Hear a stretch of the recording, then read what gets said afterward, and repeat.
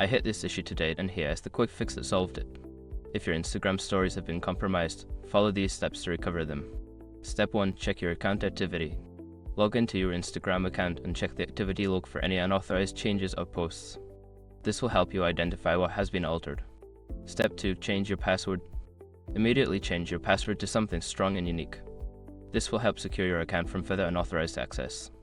Step 3. Report the issue to Instagram. Use the Report a Hacked Account feature in the app.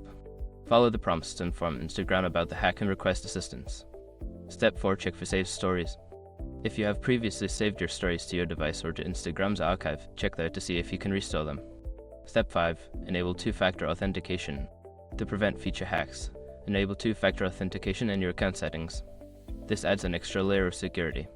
Remember to stay vigilant and regularly check your account for any suspicious activity. Good luck, and I hope your stories are back up soon.